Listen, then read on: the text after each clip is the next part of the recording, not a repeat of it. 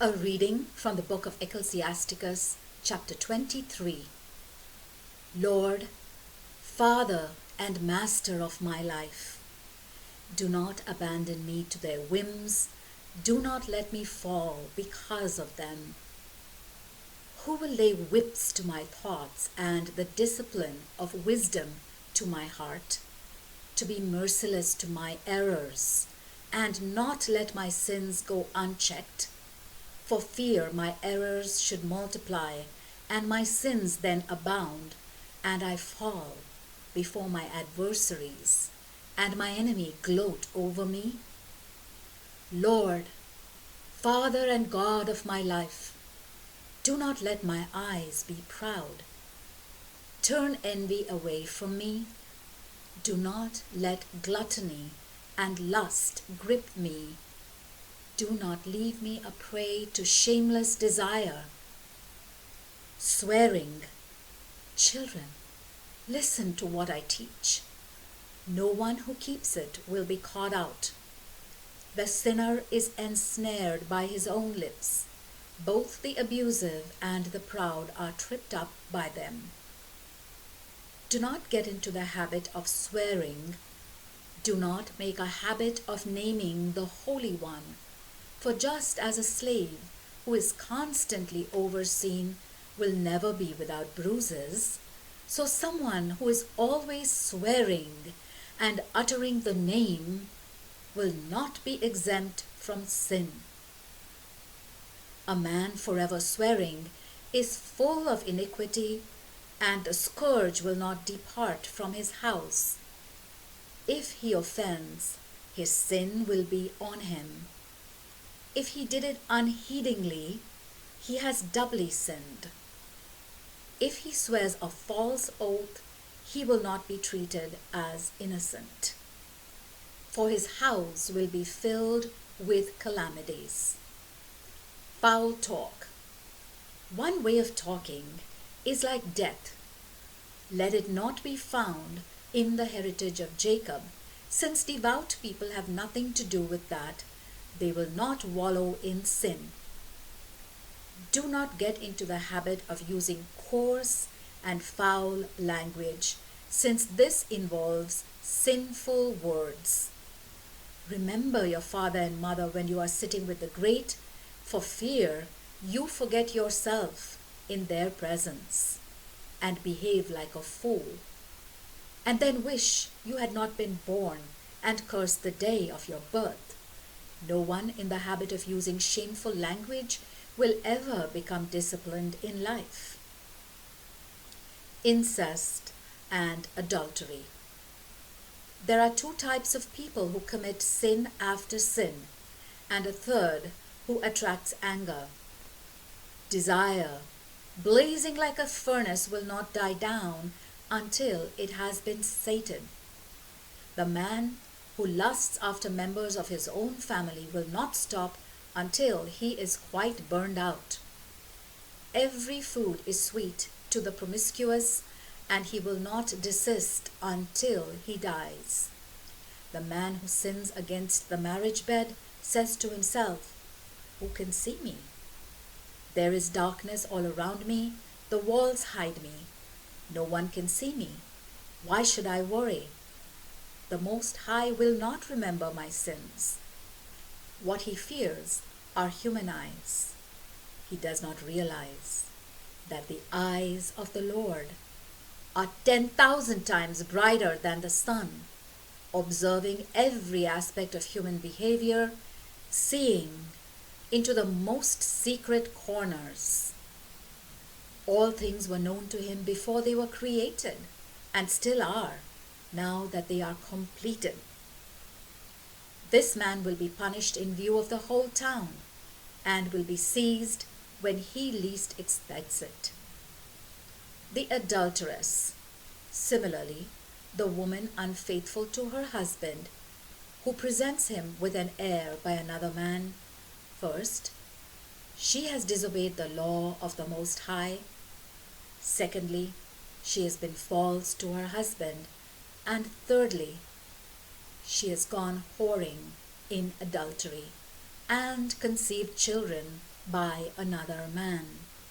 She will be led before the assembly, and inquiry will be held about her children. Her children will strike no root, her branches will bear no fruit. She will leave a cursed memory behind her, her shame will never be wiped out. And those who survive her will recognize that nothing is better than fearing the Lord, nothing sweeter than adherence to the Lord's commandments. The word of the Lord.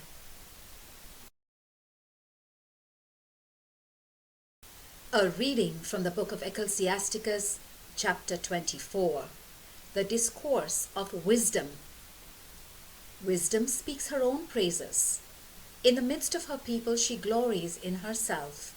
She opens her mouth in the assembly of the Most High. In the presence of the Mighty One she glories in herself. I came forth from the mouth of the Most High, and I covered the earth like mist. I set my tent in the heights, and my throne was a pillar of cloud. Alone I have made the circuit of the heavens and walked through the depths of the abyss, over the waves of the sea, and over the whole earth, and over every people and nation I have held sway. Among all these I sought a resting place and looked to see in whose territory I might pitch camp. Then the Creator of all things instructed me, and He who created me fixed a place for my tent. He said, "Pitch your tent in Jacob, make Israel your inheritance. Before the ages, in the beginning, He created me, and till eternity I shall remain." In the holy tent I ministered before Him, and thus became established in Zion. In the beloved city He has given me rest, and in Jerusalem I wield my authority.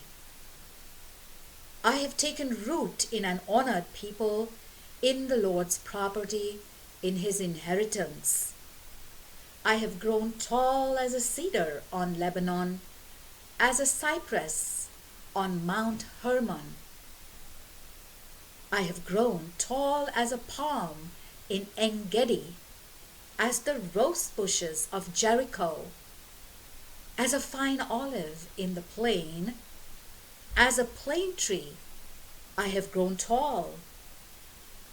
Like cinnamon and acanthus I have yielded a perfume.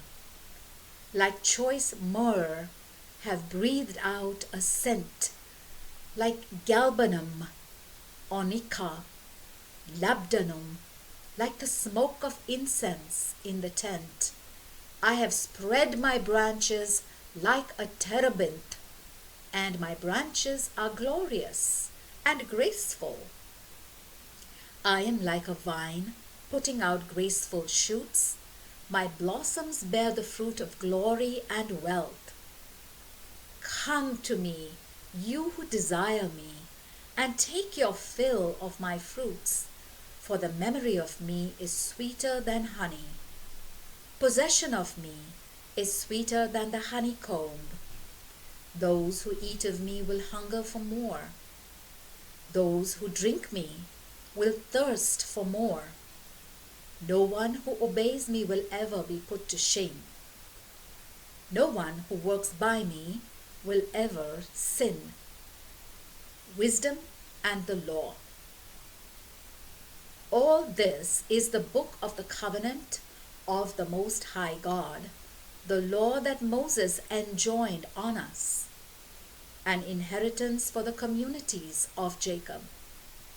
It overflows with wisdom like the Pishon, like the Tigris in the season of new fruit. It overflows with intelligence like the Euphrates, like the Jordan in the days of the harvest. It makes instruction shine forth like the light, like the Gihon when the grapes are harvested. The first man did not finish discovering about her, nor has the most recent tracked her down, for her thoughts are fuller than the sea, and her designs than the great abyss. And I, like a canal from the river, like a watercourse flowing into a garden, said, I shall water my orchard, I shall irrigate my flower beds, and see, my stream has grown into a river, and my river has grown into a sea, making discipline shine forth like the dawn. I shall send its light far and wide. I shall pour out teaching like prophecy as a legacy to all future generations. And note, I have worked not just for myself, but for all who seek wisdom. The word of the Lord.